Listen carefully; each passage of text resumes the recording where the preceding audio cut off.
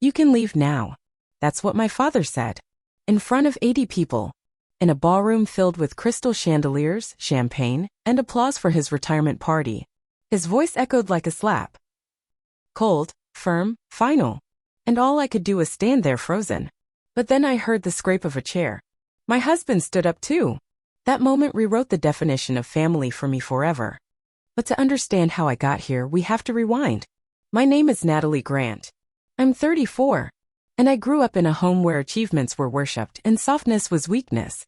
My sister Victoria became a top surgeon by age 30.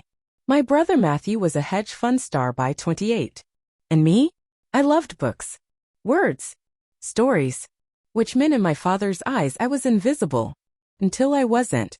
Until he turned his spotlight on me, just to tell the world I didn't belong in it. I thought I had escaped all that. Built a life. Married a man who saw me. Launched a small publishing press that helped unheard voices find light. But trauma has a long memory. And sometimes it finds you again. Right in the middle of a ballroom where everyone's watching. This isn't just a story about humiliation. It's about what happened next. Because what my husband did that night didn't just defend me. It exposed a legacy built on fear. And it started something bigger than I ever imagined. Before I take you inside that night, and everything that followed, tell me this. Where are you watching from? Have you ever had someone stand up for you when you couldn't stand for yourself? I promise by the end of this story you'll see why that moment changed everything. Let's begin. I hadn't seen him in nearly 2 years. And still I held my breath the moment I saw his name on the invitation. Walter Grant requests the honor of your presence. The envelope was thick. The lettering gold foil. Formal, flawless. Just like him. A retirement dinner after 38 years as the executive vice president at Norwood Financial Group. Held at the Windsor Club. Downtown Chicago's most exclusive venue. I remember staring at that envelope for nearly 10 minutes before I opened it. I wasn't sure what shocked me more. That he'd invited me. Or that. For a brief second I considered it meant something had changed. It's probably just politics, Ethan said gently. Maybe? But maybe this is his way of. I don't know. Reaching out? Even I didn't sound convinced. Truth was, I hadn't heard my father's voice since the night I told him I was launching my own publishing press instead of applying to business school. He didn't hang up. He just said, I hope you enjoy playing bookstore while your siblings build real legacies. And then, silence. That silence had stretched 2 full years until now.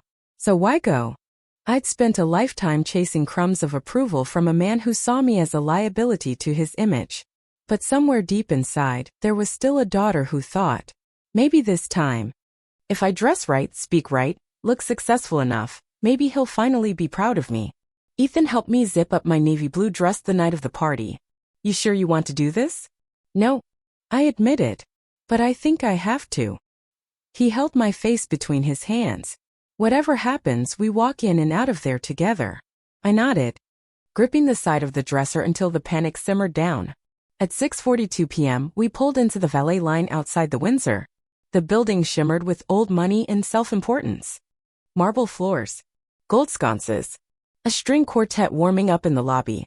As we entered the private ballroom, all eyes turned, then quickly turned away. I recognized at least 20 people from childhood fundraisers, holiday galas, and alumni events I was never quite part of. Matthew stood near the bar, a glass of Macallan in one hand. His Rolex catching the chandelier light. He waved when he saw us, the kind of wave you give an acquaintance, definitely not your sister. Nat, he said, pulling me into a one-armed hug. Didn't think you'd come. Still doing that publishing thing?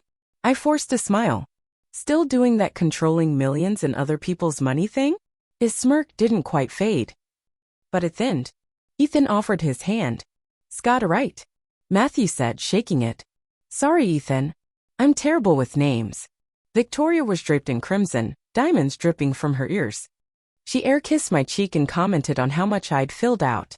Red's bold, I said, glancing at her dress. She grinned. Doctors don't play safe. I wanted to say, maybe not with fashion. But emotionally? You've been playing defense since college. Instead, I just nodded and moved on. The table chart placed us at the far back corner, table 9, next to a junior associate from my father's firm and a distant cousin I barely remembered. Everyone else? Closer to the stage. To Walter. That was no accident. I sipped my wine, silently reminding myself, you're here to observe, not belong. The room filled with speeches. Laughter. Toasts. Matthew spoke about legacy. Victoria spoke about sacrifice and discipline. And then it was my father's turn. He rose slowly, deliberately. The room fell silent. He spoke of the company, the economy, the changes in the market since the 80s. He spoke of endurance, of values, of family. And then he turned to Matthew. Son, you've built an empire from the ground up. I couldn't be prouder. He looked to Victoria. Saving lives. Groundbreaking procedures. Your mother would have been amazed. He lifted his glass. To the 2 children who carried my name forward with honor. Then, after a beat, he looked at me and said, you can leave now. For a moment, I thought I misheard him. Maybe he said, you can breathe now. Or you can believe now. Anything but that. But I hadn't misheard. The entire room had heard it too. The silence that followed was the kind that crackled, sharp, electric, and almost unbearable. Forks paused midair. Wine glasses stopped mid-sip. People turned toward me in waves, unsure whether to pretend nothing happened or watch it all unfold. I could feel my heartbeat in my throat. But I wouldn't give him the satisfaction of seeing me crumble. I pushed back my chair slowly. It scraped loudly against the marble floor, louder than it should have. And I stood.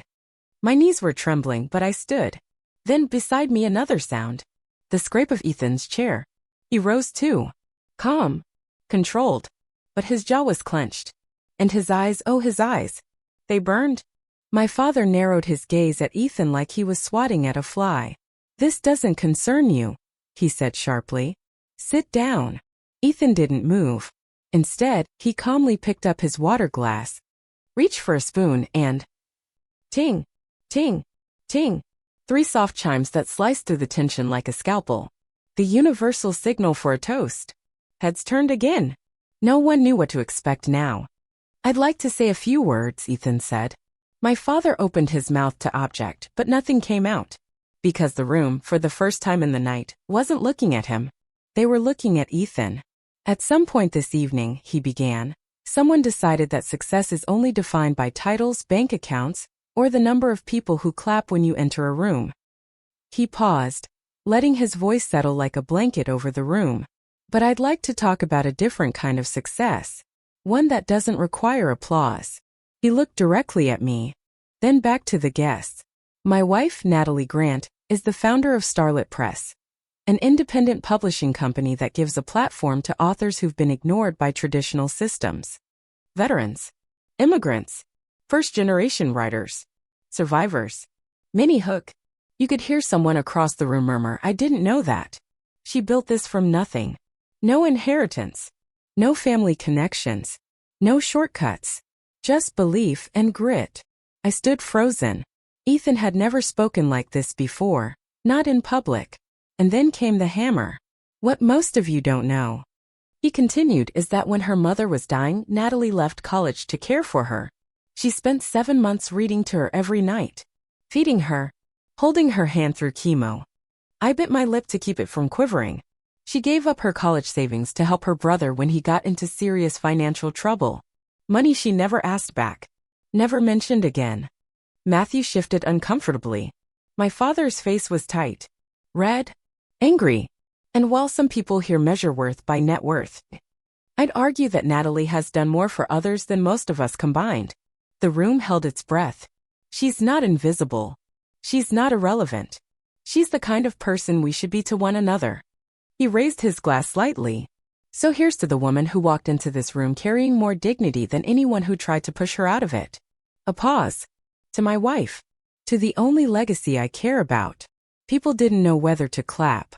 Some did. Some didn't. But in that moment, it didn't matter. Ethan turned to me. Shall we? I nodded. And we walked hand in hand through a sea of stunned silence and untouched wine. As we passed the main table, I caught a glimpse of Aunt Rachel, my mother's older sister. She didn't clap. But she mouthed something. Good for you. And that was enough. As the ballroom doors closed behind us, I exhaled the breath I didn't realize I'd been holding. Outside, the night air was cold but liberating. I felt a crack in the armor I'd worn my whole life. Not a break. A beginning. We didn't say a word on the drive home.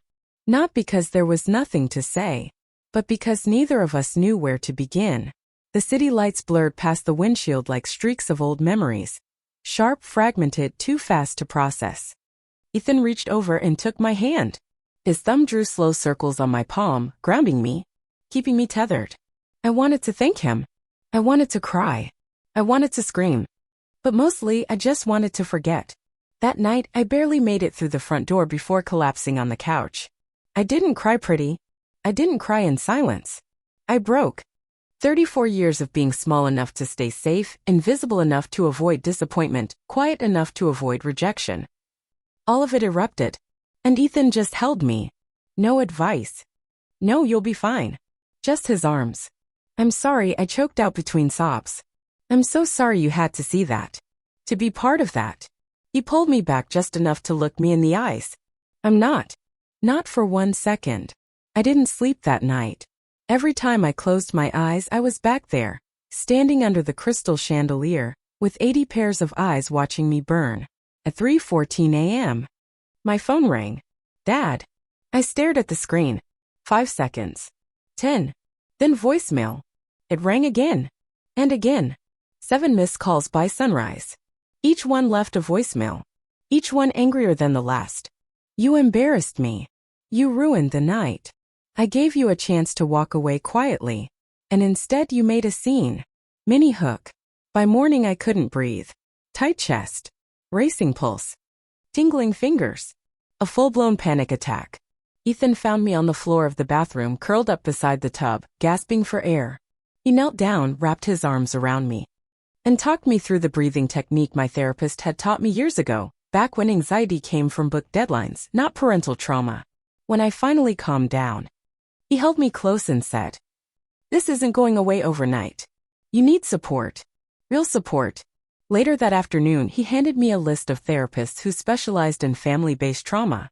I knew he was right, but even so, I felt like going to therapy meant admitting I was broken, that I hadn't just failed my father, I'd failed myself. But Ethan knelt beside me, held both my hands in his, and said something I'll never forget. "You're not broken. You're wounded. And wounds deserve to heal." Mini hook. I stared at the list for a long time before dialing the number beside the name. Dr. Eleanor Waters. Her voice on the phone was calm, steady, unjudging. We set an appointment for Tuesday afternoon. The days leading up to it were strange. I drifted between numbness and rage. From maybe he was right to how dare he. From shame, to disbelief, to grief. Because that's what no one tells you about emotional abuse. Doesn't feel like abuse. Feels like disappointment, disapproval, conditional affection. Feels like you're always one mistake away from being unloved. I spent hours that weekend scrolling through old emails from my father, rereading his comments on my first book deal. They were never congratulatory. Only corrections. Why not aim for a real publisher next time? Still playing with fairy tales, huh? Mini hook. On Monday, I got a text from Victoria. Short. Cold. Dad's furious. You took his night and made it about you. As usual. I stared at it, deleted it, then blocked her number. I was done dancing for an audience that booed no matter how well I performed. Tuesday came. Dr. Waters' office was warm. Minimalist. A single photo of ocean cliffs above her desk. She didn't ask me to explain everything at once. She just asked, "Tell me what happened at the dinner." And the words poured out of me like water from a cracked dam. Every story, every quote, every memory. All the ones I'd shoved into corners of my mind labeled too dramatic, or probably my fault. She listened. She didn't flinch. At the end of the session, she said quietly, "Natalie, what you experienced wasn't a difficult parent. It was emotional neglect, chronic invalidation, and yes, abuse." Something inside me collapsed. And something else began to rebuild. Healing didn't come like I thought it would. It didn't arrive in big, cinematic moments with background music and tears of release. It came in quiet places, in awkward silences, in broken sleep, and in the strange, unfamiliar feeling of being heard without needing to be brilliant first. In my second session, Dr. Waters asked, When was the first time you remember feeling small around your father? I laughed. Not because it was funny, but because I genuinely couldn't remember a time I didn't. We unpacked everything. The night he walked out during my piano recital. The time he said my college acceptance letter must have been a fluke. The Thanksgiving when he toasted Victoria and Matthew as his greatest pride while I was refilling the gravy bowl. I had always told myself that's just how high-achieving families are.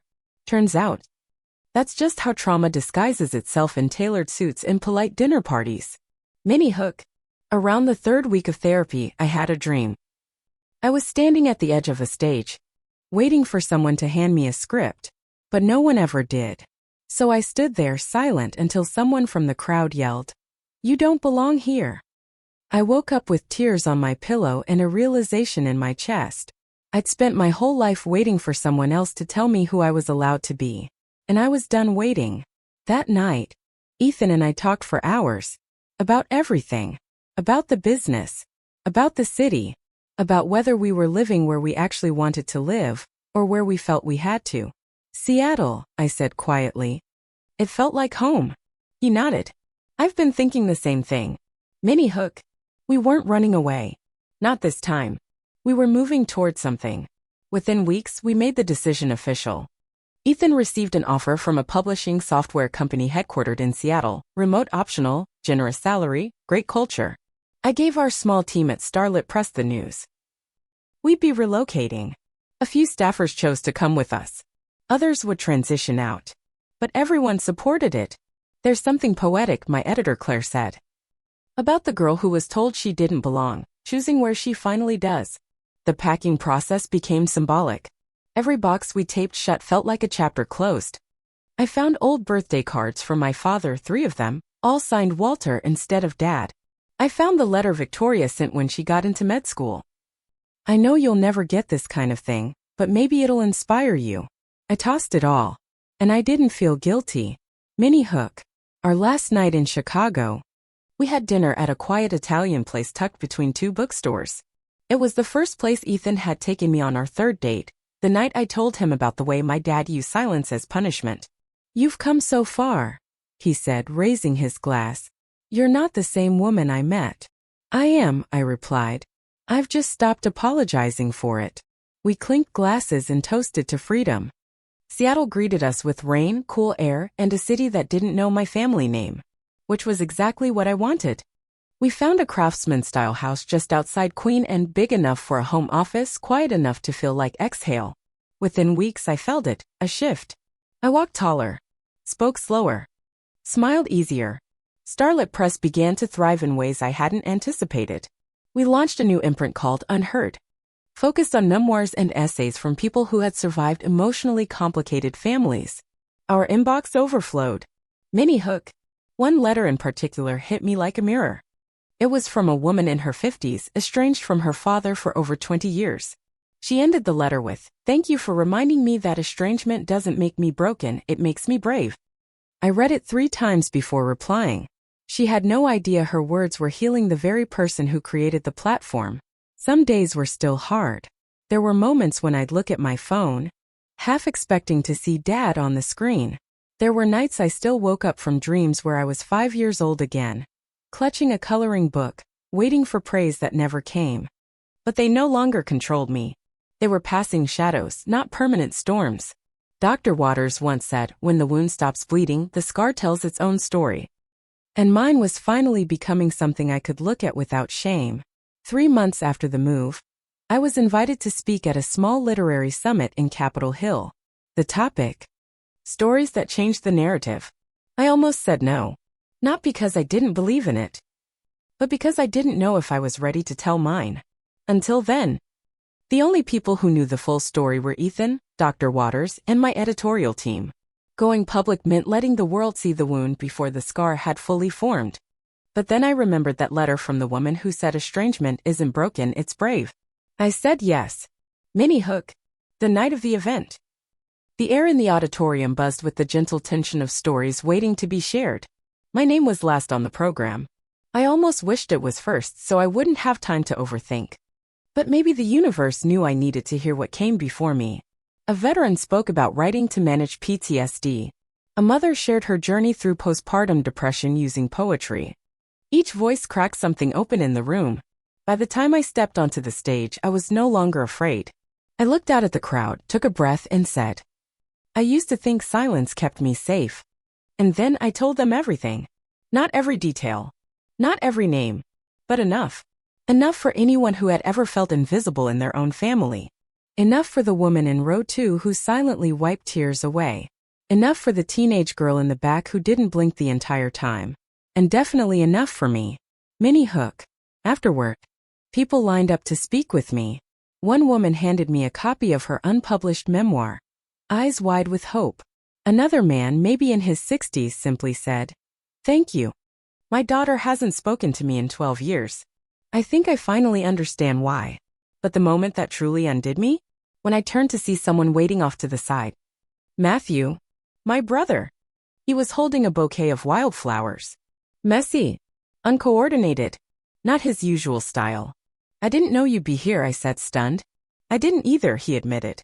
Claire saw the event online. She convinced me we should come. Claire. His girlfriend. A kindergarten teacher with soft eyes and a sharp sense of what matters. You were incredible, he said, almost shy. I didn't know. Half of that. Or maybe I did. And didn't want to. We stood in silence for a beat too long. Then he added, Thank you for what you did for me all those years ago. The money. The grace. I was a mess. And you never threw it in my face. Minnie Hook. I blinked hard to keep my eyes from welling. We all needed grace, I said quietly. Some of us just didn't know how to ask for it. He walked me to the edge of the venue, carrying the flowers like a peace offering he didn't know how to present properly. Before we parted, he said, I've been going to therapy too. Not just for what happened. For who I've been. I smiled. That's the bravest thing you've ever done. 3 days later, I got a knock at the door. A delivery. No sender's name. Inside the box was a thick manila envelope. And a note. I don't expect forgiveness. But I finally understand. The handwriting was familiar. Inside the envelope were scanned photos I hadn't seen in decades. My mother at her art exhibit, long before she met my father.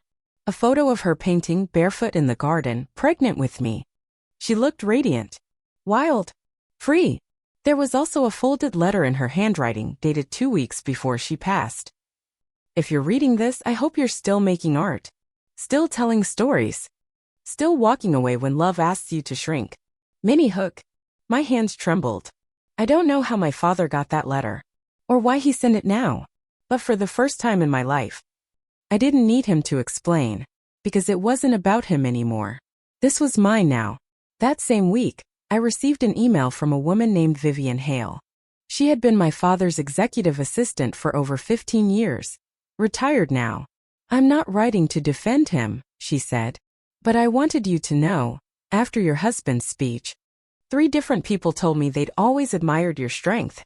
They just never had the courage to say it aloud. Her final line stuck with me. Some truths take longer to echo. It was early November when she arrived. Rain tapped gently against the windows of our Seattle home as the delivery room filled with the rhythmic beeping of monitors and the quiet strength of nurses who'd seen it all before. And then, after 14 hours of labor, Lucy Eleanor Carter entered the world. 7 pounds 12 ounces. A head full of dark curls. And the kind of stillness in her first gaze that made the room feel like it was holding its breath. I held her against my chest and whispered the words I'd been waiting a lifetime to say. You don't have to earn love here. Ethan cried openly, his forehead resting against mine, our daughter between us. I can't believe she's real, he whispered. She's everything, I said. And I meant it. But what I didn't say, what I barely understood at the time, was that Lucy wasn't just the beginning of her life. She was the beginning of mine too. Minnie Hook. We brought her home wrapped in a blanket stitched by Aunt Marion, who'd taken up quilting in retirement and told me once. Every woman needs something soft she can pass down, especially if she never got it growing up. Jason visited a week later.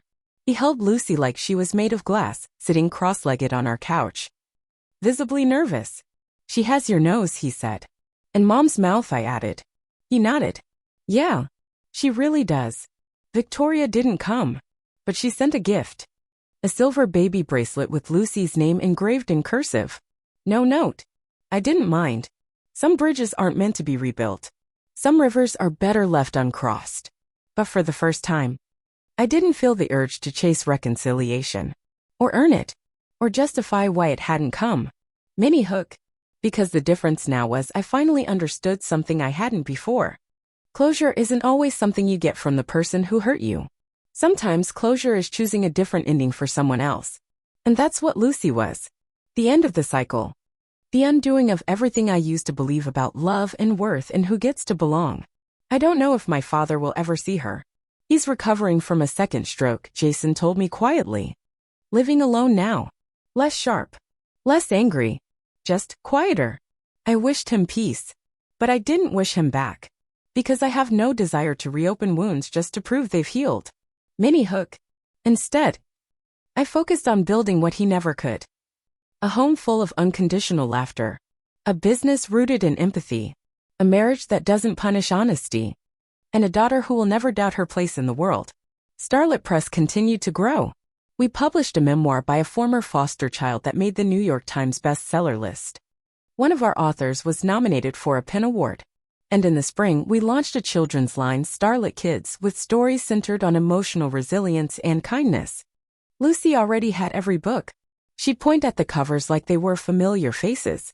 And maybe in some ways they were. Mini hook. One night, while rocking her to sleep, I caught my reflection in the nursery mirror. Same face. Same eyes.